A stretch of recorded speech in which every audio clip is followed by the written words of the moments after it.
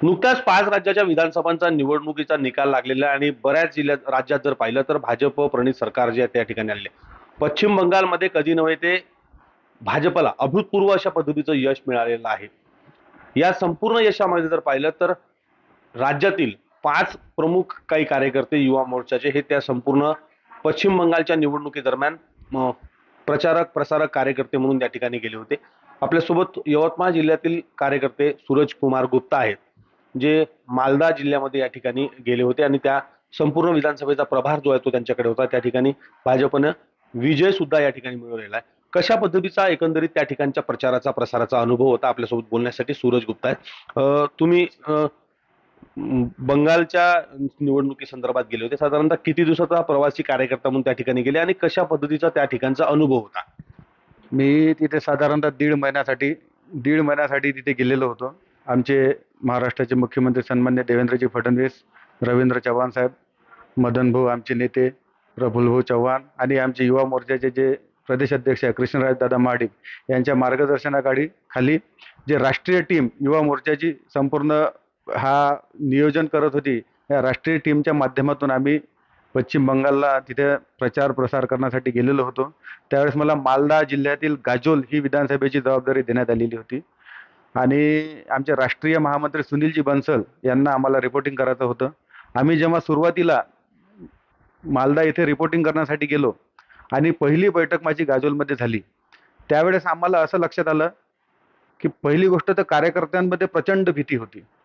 कारण जोही कार्यकर्ता मागच्या वेळेस 2021च्या निवडणुकीमध्ये ज्या ज्या कार्यकर्त्यांनी भारतीय जनता पार्टीचं काम केलं होतं, अशा 300च्या वर कार्यकर्त्यांची हत्या निवडणुकीनंतर पश्चिम बंगालमध्ये झालेली होती आणि 25 ते 30 हजार कार्यकर्ते आपला जीव वाचवण्यासाठी झारखंड, उत्तर प्रदेश अशा राज्यामध्ये ते शरण त्यांनी घेतलेली होती. त्याच्यामुळे यावेळेस पण त्यांना सुरक्षितता महत्त्वाची होती आणि त्यांना सगळ्यात मोठा मुद्दा होता की बा आम्हाला काम करत असताना सुरक्षितता मिळाली पाहिजे.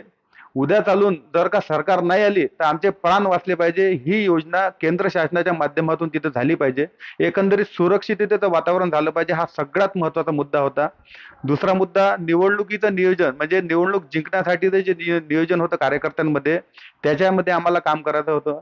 आणि या निवडणुकीमध्ये जर परिवर्तन करायचं असेल तर सगळ्यात जास्त युवकांना आपल्याला सोबत घ्यावं लागेल, हे सगळ्यांना माहीत होतं. म्हणून युवकांमध्ये एक ऊर्जा निर्माण करण्यासाठीची एक महत्त्वाची जबाबदारी आमच्याकडे दिली होती. त्याच्यासोबतच जे फोकस बूथ होते, त्या फोकस बूथमध्ये काम करण्याची पण जबाबदारी आम्हाला दिलेली होती आणि त्या पद्धतीने आम्ही कामाला लागलो. आणि तिथे काम करत असताना खूप अडचणी आल्या, कारण कोणतीही तिथे काम करत असताना जनता ही व्यक्त होत नव्हती. प्रत्येक व्यक्तीच्या मनामध्ये परिवर्तन हा एक भाव होता, कारण आधी काँग्रेसची सरकार, त्याच्यानंतर CPMची सरकार आणि 15 वर्ष TMCची सरकार असताना विशेष म्हणजे युवकांना रोजगाराच्या कोणत्याही संधी नव्हत्या. महिलांचा सन्मान, महिलांवर एवढे अत्याचार त्या TMCच्या सरकारच्या काळामध्ये त्या ठिकाणी झाले. आणि त्याच्यानंतर सनातन हिंदू धर्माचा प्रचार प्रसार करणारे जे कार्यकर्ते होते, अशा कार्यकर्त्याच्या खूप हत्या तिथे झाल्या. ममता बॅनर्जीचं जे सरकार चालवण्याचं जे तंत्र होतं, ममता बॅनर्जीची जे सरकार चालवण्याच्या तंत्रामध्ये जास्तीत जास्त जिहादी मानसिकतावाले व्यक्ती हे त्यांचं नेतृत्व करत होते. आणि ममता बॅनर्जीची ते वोट बँक असल्यामुळे ममता बॅनर्जी त्यांच्या कोणत्याही दुष्कृत्याकडे लक्ष देत नव्हते आणि याच्याचमुळे आपल्या हिंदू समाजावर तिथं तुम्ही त्या ठिकाणी मतांचं केलं आणि कसं नियोजन केलं आणि कितपत यश जे आहे ते महाराष्ट्राच्या संपूर्ण टीमला आलं? तिथे काम करत असताना आम्हाला हे लक्षात होतं की 70% तिथे हिंदू समाज होता आणि 30% मुस्लिम समाज आहे.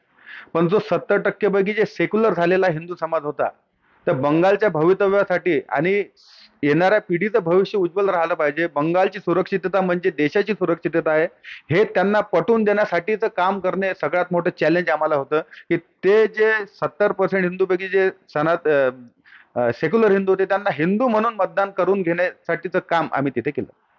निश्चित आपण जर पाहिलं त्या ठिकाणी की प्रचार आणि प्रसाराचं मुलाचं काम जे आहे ते राज्यभरातल्या 5 प्रमुख युवा मोर्चाच्या कार्यकर्त्यांनी पश्चिम बंगालच्या विधानसभा निवडणुकी केल्या आणि त्यापैकीच यवतमाळ जिल्ह्याच्या सूरज गुप्ता यांनी सुद्धा त्या ठिकाणी एका विधानसभा मतदारसंघात प्रभारी म्हणून त्या ठिकाणी काम केलं आणि या संपूर्ण कामाचं यश सुद्धा त्या ठिकाणी मिळालं आणि उमेदवार सुद्धा भाजपचा त्या ठिकाणी विजयी झाला. विवेक गावंडे, TVN मराठी, यवतमाळ.